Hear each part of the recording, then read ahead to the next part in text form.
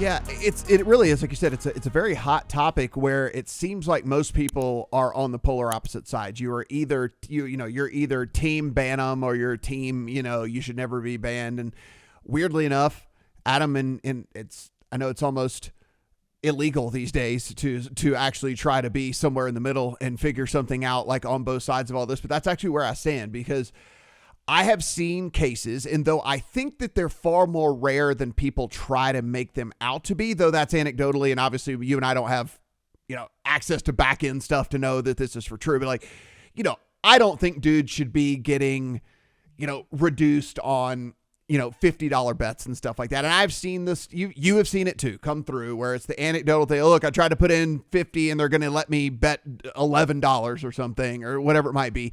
That to me seems a little ridiculous, but at the same time, what's going on here? This isn't somebody like sitting behind a keyboard manually like rejecting you, right? I mean, and that's just the reality of all this. In order to be able to operate at scale like these guys do, I mean, this is using an algorithm, right? Unless you are a super VIP customer where you do have access to a VIP host and things like that, like the decisions on whether you're getting limited or not or whatever is 99% of the time just coming from a computer. It's like not coming from an actual human being itself. And so there's a discussion I think to be had about how do you fix that, right? I mean, should a computer be, and listen, I've experienced it here in Vegas where I know for sure it's not a guy pushing a button saying no to me. It's literally just a computer saying, we're not going to take that right now because we're a little lopsided on this side. So we're not going to do that. And, Adam, I look at it and I think that everybody wants to look at this and think that the sports books are just like the big bad wolf in all of this. But, there's just a lot that goes into running these businesses at scale and volume. And so I can understand the frustration of people who, when you try to put in what they would consider to be smallish bets, like getting reduced and things like that. But when you start putting in 4-figure bets, 5-figure bets and things like that in these books, which is probably then at that point really is getting escalated to a human being. And there are risk managers. There are people that have to answer to somebody else in all of this. I don't this is not like a charity, right? These sports books, I think a lot of sports bettors out there think that sports books operate strictly for them to just be able to make infinite money, which is not the case. It is still a business, right? Most of these are publicly traded companies. They have people that they answer to. They have shareholders that they answer to, all of these other things. And it's like, well, why are you taking 6-figure bets from this guy who is obviously getting the best of you repeatedly over and over and over and over and over again? And I guess, Adam, I would kick this back to you. I guess there is merit in asking the question of, well, I mean, look, he just as well could have lost all of those bets and you sure as hell wouldn't have refunded him anything or anything. You probably would have given him bigger limits or whatever. And instead he's winning and then you lower the limits. Why is that fair? I honestly think this is a good debate to have. And I think that the answer does lie somewhere in the middle. And Matt, I'm so glad at the very end there, you used the word that this entire discussion comes back to: fair. And no one is going to agree on the definition of fair, right?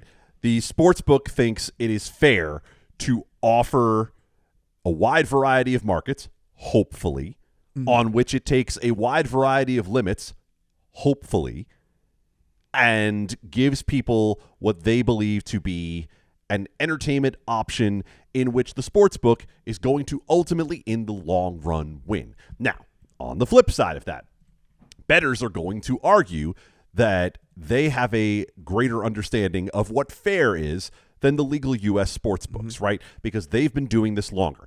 Anyone who is complaining about this right now is someone who has been betting for longer than 6 years, longer than the U.S. sports betting market has existed, right? The complaints are not coming from someone who just opened their sports betting app a year ago and just found this for the first time. It's someone who has a greater understanding. And so I think it's fair, to use that word, that we give those people their forum, that there should be an open discussion about this. And that's where the Massachusetts Gaming Commission was coming from the right place, trying to host this discussion. And I don't like the fact that the sports books ducked it in the way that they did. I don't believe that saying you are giving away too much private information is a coverall for having a discussion in a public forum about this practice. I understand that it's very difficult to have that discussion in an informed way, to come out there and say, all right, well, here's our policy, right? Because that's what a lot of people want. A lot of people say, well, post your limits, right? Post your policy. That, in the end, is something that, while it sounds reasonable on its face, is something that is only going to lead to syndicates and sharper people and those who are trying to win this game having another tool to figure out how to game the system. That's the facts. And if you're someone who is a bettor and you don't like that, I respect your opinion. Yeah, I understand where you're coming from. I get it. I mean, like, that's the thing about it, right? It's like, I really do sympathize for some of these dudes that aren't doing anything wrong other than the fact that they're good at what they do, right, Adam? I mean, that's the other thing. Like, so here's, you mentioned it in the kind of prologue to all of this, which is the truth. There are some guys out there that are just out there to game the system, right? There are guys that are out there doing nothing more, like you mentioned, than picking off stale lines, looking for errors within, the algorithms and the programs and things like that, looking to just sit there and arb in middle and all the stuff. Like, there are guys that do that. And listen, if a sportsbook doesn't want their business, I'm kind of like, I'm kind of indifferent on that, right? Like, I mean, it's just because then at that point, I know what they would say, and I get there is skill involved in that. Like, you can't say there's not skill involved in that. Okay, I mean, yes, you have to be able to have all of the algorithms, and you're running your own algorithms against their algorithms, and being able to have access to all the accounts and acquire all the accounts. I get, there's a lot of work that does go into that, and there is skill involved in being able to even make it happen, I suppose. But when we're actually talking about, out of why this stuff got legalized in the first place was, hey, look, there's a skill involved in sports betting. You are taking information, you and the sportsbook have the same information, and you're going to decide whether the line that they put up is right or wrong, or you have an edge on this side or that side, whatever it might be.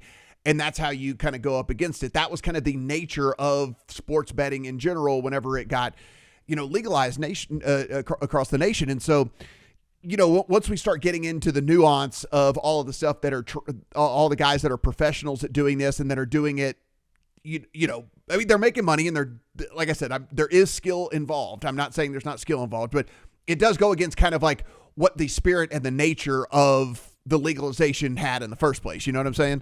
Well, this is why I love discussing these things with you, because the spirit of it is where I was going with this in my next part of this discussion. Because what the next natural phenomenon that happens is people who are sports bettors, people who have been betting in the offshore market for a very long time or have been betting with their locals, whatever it is, they're the ones who come back to those who advocate for the legal industry, for those who are involved in the legal industry, and say, see, this is why this doesn't make any sense. This is why I stay offshore. This is why I bet local. And I understand why you say that. But the fact of the matter is that those industries face less regulation, they face less overhead, they offer less consumer protection. It comes back to the same discussion that we have had a million times, which is there is a place for everyone, right? There is a place for everyone. So long as the Department of Justice is not going to do broad enforcement of the Wire Act and other federal law against offshore operators, right? We saw it happen with the Five Dimes settlement where they pay $48 million ostensibly to try to go legit. We haven't heard a lot about that in a while, have we? Yeah. But now, haven't heard a thing about that. But so long as the DOJ is not going to be broadly enforcing this, then people are going to have the opportunity to play offshore. We will continue to talk about the differences between the legal and the offshore market, and we will continue to say there is a place for everyone. But if you are someone who is upset about the lack of posted limits, and you are upset about it because, let me just throw a scenario out there, Matt. You're upset about it because you would like to know how much your beard can get down at a certain sports book and how many of those beards you need to be able to have at how many different places to be able to get what you want on a certain line before that line goes away from you, then I don't think the sports book's under any obligation to be posting limits. But like you said, if you're someone who wants to bet $50 and $100 at a time, come on, man. Come on. Yeah. If that is ridiculous. That is absurd, that is yes. not fair to what the spirit of what was being done, which was to engage the average person and give them an entertainment option that can be managed and be done appropriately to enhance their enjoyment of the experience. If you're limiting $50 bettors and you're limiting $100 bettors and you're kicking them back to a $10 bet, that's not right. Yeah, I and then I bring this up to a lot of people all the time, and I get met with like all kinds of angst on this, but this is just the truth as well. There's a sports book in downtown Las Vegas that is willing to take big action, and you can go down to Circa. And you can sit there and you can talk to the damn owner of the casino. You can talk to the head of the sports book if you want to, and they will work out some deals with you on making bets and things like that. And Adam, they won't give you unlimited limits, but they'll give you big limits, and they will let you know beforehand what the big limits are and all that. If you're a professional sports bettor, and let's be for real, who is really, really jumping up and down about this outside of people who are super, super avid and or professional sports bettors, right? I have had to relocate for a job before. You have had to relocate for a job before. If it's something you want to do for a living and you don't think that it is being offered to you properly in your state, well, Circa has a book in a couple of different states, and Circa has an owner and a sports book operator, and a guy that runs the sports book you can go literally stand across the damn counter from and talk to and whatever if you wanted to do that. And so, if you're living in one of the states with the casual books and you're complaining about the limits and things like that and all, I mean, like if you want to take it super, super seriously, if you're a pro golfer or if you're a super, super avid golfer, Adam, you're probably not living in a place that snows all the time, right? You're probably living in Florida or Texas or Vegas or California or whatever. Like if it's something you really love to do, or if you want to do it professionally, there are avenues in which you can still do what you want to do and not complain about it. It's just, you might have to relocate. And again, like, I understand some people that roll their eyes at me when I say stuff like that, but it's like, other jobs you relocate, other things you relocate for, quality of life and whatever. If your quality of life is going down because you can't get down the amount of sports bets you want to get to, you can relocate to a place that you can. I mean, I'm just putting it out there because people act like that's not in the equation either. Well, and if you're at the point where this is the discussion that you need to have with yourself, then let's also be honest about the fact that you're probably known offshore, right? Like, you are probably someone who's having trouble getting the outs that you want other places.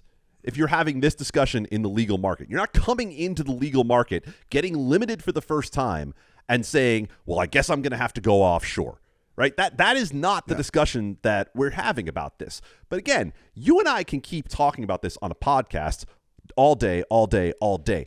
The fact of the matter is, the Massachusetts Gaming Commission, trying to have this discussion in an open forum, was coming from the right place. They're doing what should happen. There should be discussion in the legal market among the people who have the authority and the ability to force sportsbooks to do something about this, and to take the input from bettors and be able to say, that is reasonable and that is not, and we will not do that, but we might do this. And to bring everybody to the table and to at least have a discussion about this, the Massachusetts Gaming Commission is in the right place. That being said, they need to bring in the right people to discuss it.